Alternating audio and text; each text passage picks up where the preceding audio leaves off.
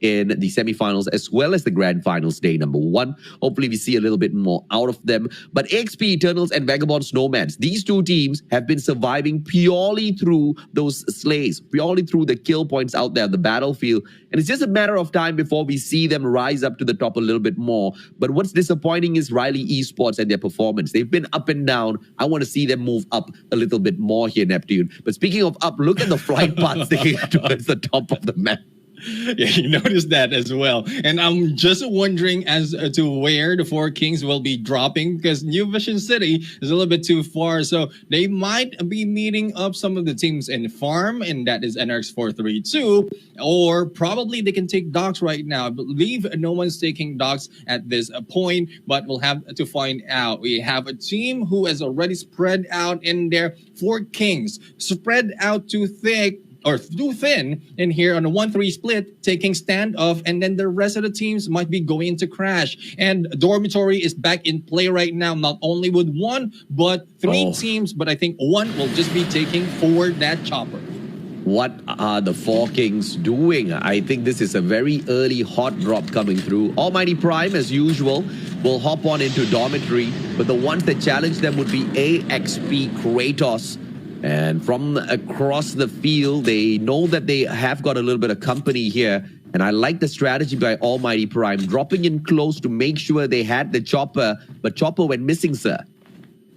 Yeah, the chopper is now missing, and I think it is because of I missed that call. I thought that was a chopper steal. That was a takedown by that jackal, and they're being taken by one of the team who tried to drop in and then tried to take kills as well. But at least the chopper is dead, and there's no revive for the chopper, so no getaway from this team that is hanging back in this play. How much would Almighty Prime rejoice if the chopper left behind a dog tag that they could scan, man? they'll be the first ones to get that done. But now the strategy of Almighty Prime has been nerfed at the very get-go. They don't have a vehicle, they don't have a chopper to rotate around from, and you know Dormitory is towards the very edge of the map, so they have to start making a move. Unless they get super lucky in the circle, the very first one comes hunting for them instead. But I've not seen that happen in a long, long time, and I don't know if or not they can stick to hoping and praying that that happens for them. So they better step their own pace up and start moving a little bit earlier. And you can see the players of AXP Kratos already bugging out of Dormitory already. They want nothing to do with Almighty Prime after Trevor got taken down. And I feel like this is a sound maneuver from them. It's the right strategy to execute. No, right strategy, especially if you lost one member. And at some point, it happens. Even for the hot props that we've seen from a previous season, it is like nug engagement really is happening, especially when we talk about nuclear plant. And I believe from the previous season, 2 teams consistently has taken nuclear plant. It's Riley as well as one of the VVV. And that is one thing that they can do. Even if you jump into a hot drop, you can just engage early as soon as you get the loots that you need to move forward, just in case you will be like crossing a different team. But the usual gameplay that we see from the Vitus right now, Meow showing us that he is the best pilot in Garena Survivors. We'll have to find out if this will convert into their favor.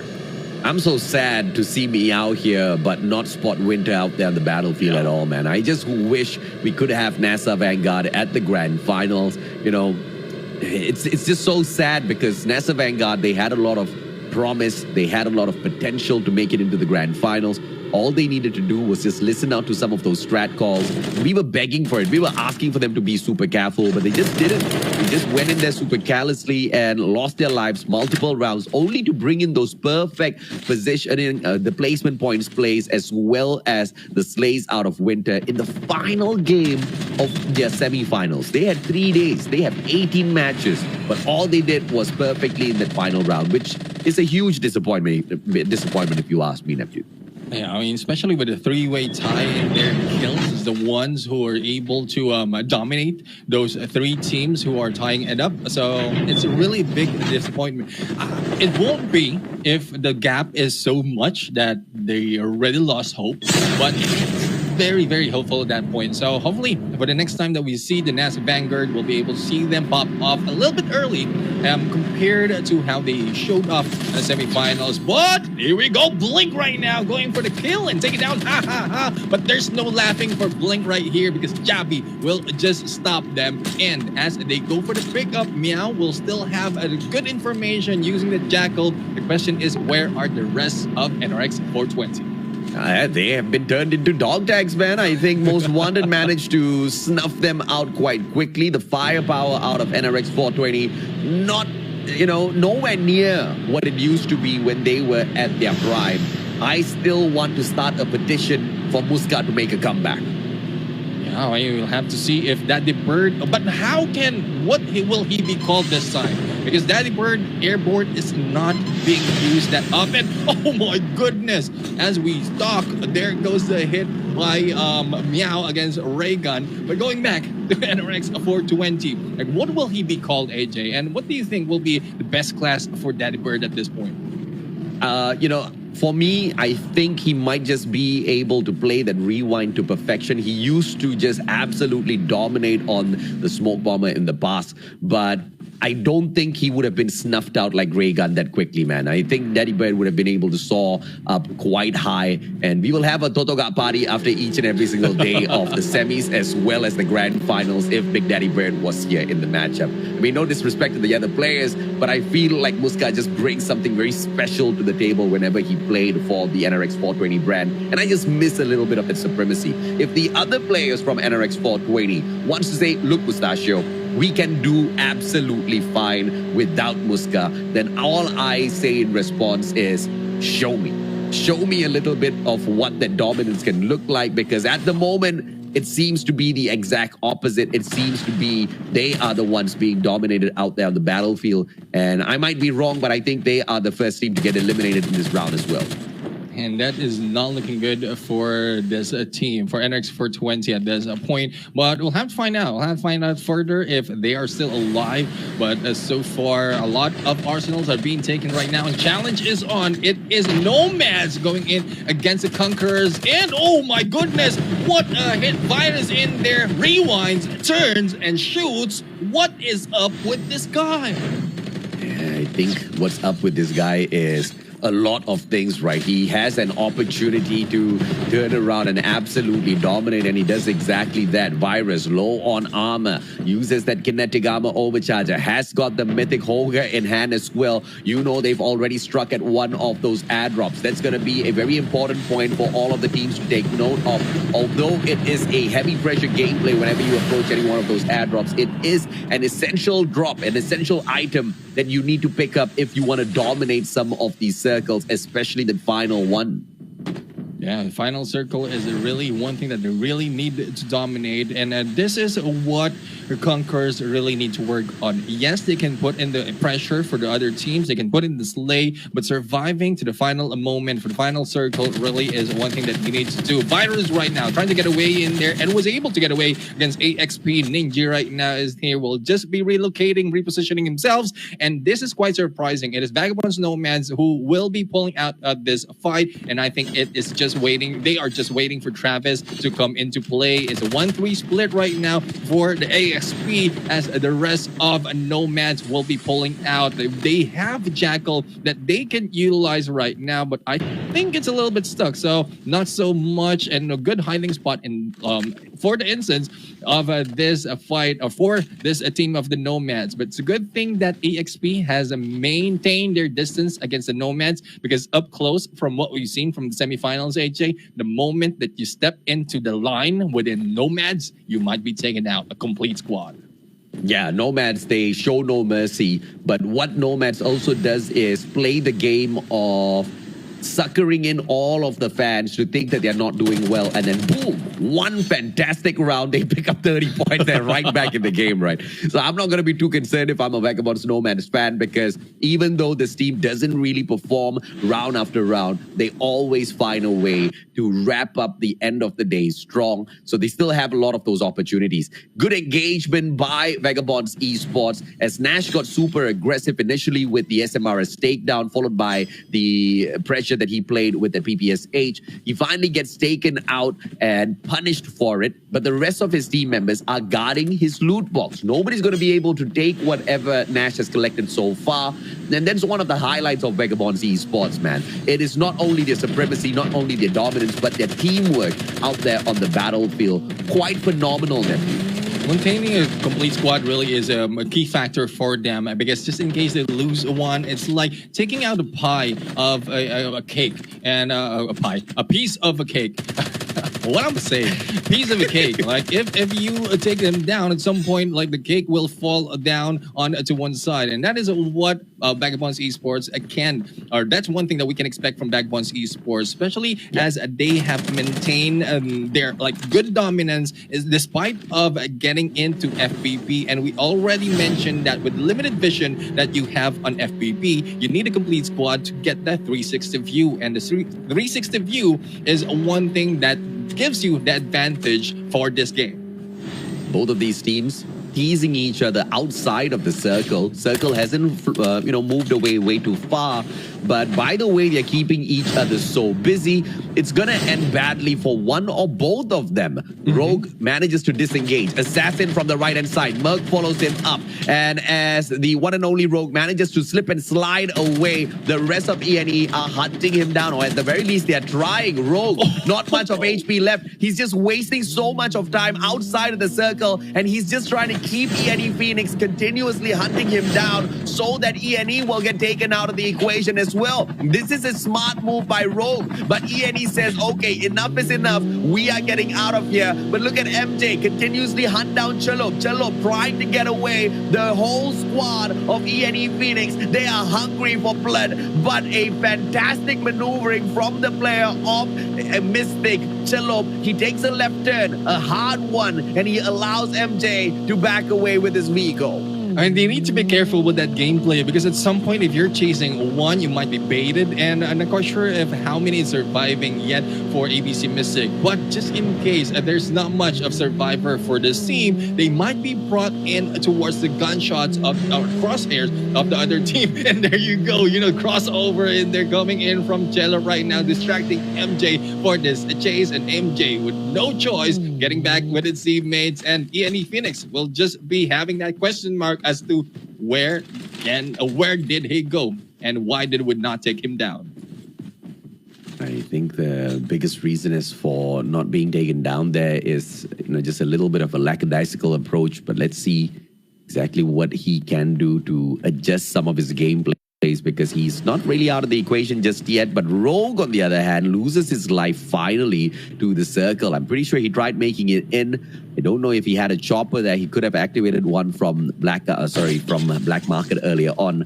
But we will have to catch up with the players of ABC Mystic later to see exactly where the team stands.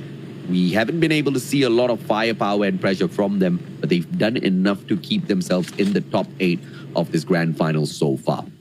Let's see exactly what they play with it. Yeah, Royale Esports right now, as we called out previously, they are taking the approach of Vagabonds Esports, usually taking the high ground, getting information as well as to where the other teams might be moving in. Though they still have 20 seconds, I think they are safe within the next safe zone and might be going in for those engagement later on. I think the gunshots has been heard, thus the hit or the shots in there has been made by Royale Esports. But I think there is more of a battle happening right now. 3 members of 4 Kings surviving, going against AXP.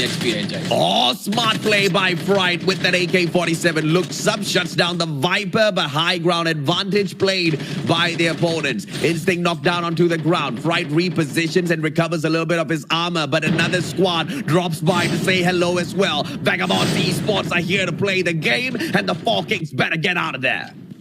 Yeah, getting out might be tough right now because a lot of teams might be cutting their exit at this point. Hyun right now is being chased by Loki, and even with that trio, cute Marceline gameplay, but Yada was able to take them down. And now I think that is the end for yet another team bombing out once again for the Four Kings. Not looking good really for the scores. Yeah, back-to-back, big fight coming through for all Vagabonds Esports. First it was the Four Kings, now it's Almighty Prime. On for the attack, bye-bye Nash says Chibi, but from the backstab, Luki drops Chibi. Good trade coming back through. Vagabonds Esports still have the advantage. Dre, he manages to disengage with his snowboard. He will be able to back away. Yato from that up-top pressure, Chase in the back, and he does not want to take advantage at all. Yato goes in for a quick hack just to get a little bit of extra information as to how many players are around them. They know they have to be on their toes. 5 slays so far. We're not even in the final circle. This is Vagabonds Esports taking things up to the next level. Yeah, next level indeed. And I'm sorry, Four Kings are still alive and kicking. Fright is still in there hanging back, but I don't think it will be for long. Just in case Vagabonds Esports has spotted him. It's a good thing he was silent in there in the battle from the other side, coming from AXP as well as Vitas will be able to distract Vagabonds and Yato for the takedown from afar. And Kimmy in there. And this is a usual tactic that we often see from Vagabonds Esports, going for the gatekeep, and no matter how much you have in damage, you will be taken out also with the together with the bullets in the safe zone, and that is a quick kill coming from Vagabonds Esports. And there's no waiting, there's no timing already, because this is the 4th phase and a lot of kills might be expected more from this team. Yeah, Yato, look at the recharge on his hacker, man. It's super freaking fast, and he's just hacking up people left, right, center, back to back. Negi gets taken out of the equation. This is already going to be towards the end of that 4th circle. No more revives coming back through. So the Four Kings, I believe, are going to bomb out once again unless Fright can just play his placement points all the way towards that very end. Those dog tags are not going to be picked up anymore already, and Vagabonds Esports making sure of that. They guard all of that final circle. Anybody that wants to move on right back has to go through them, and now it's just way too late for them to make that approach. Vagabonds Esports reposition only to now catch up with Team H. You've got Armin and Rodzina taking that high ground advantage, trying to shut down the players of Vagabonds as they try to close that gap as well. But beyond, towards that right-hand side, look at the grenade tossed out as well. Vagabonds Esports, they know what to expect, and they want all of the kill points on the outside.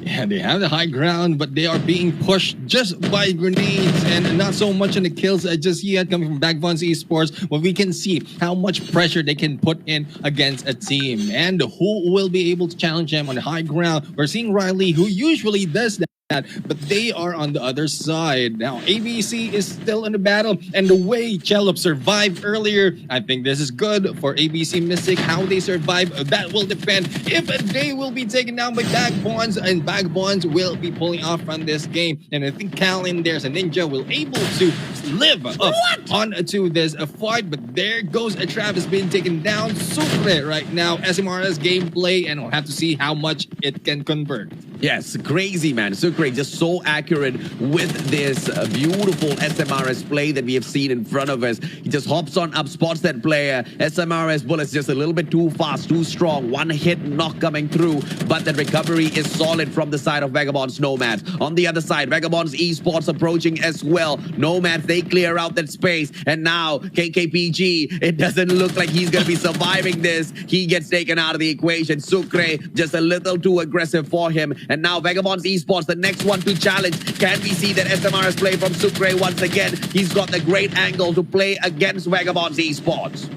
They need to get a better, more height in there for that kill. And so far right now, not taking advantage of the SMRS already, because all of the members are now rushing in. Now, Blue right now was able to take down Virus from the fight. And with 4 members from Vagabonds Esports, it is looking bleak for the rest of the teams, because 15 kills and 18 still alive. A lot more might be coming in for this team. Sacred. And this is a slow push coming through from them. 6 kills in here so far.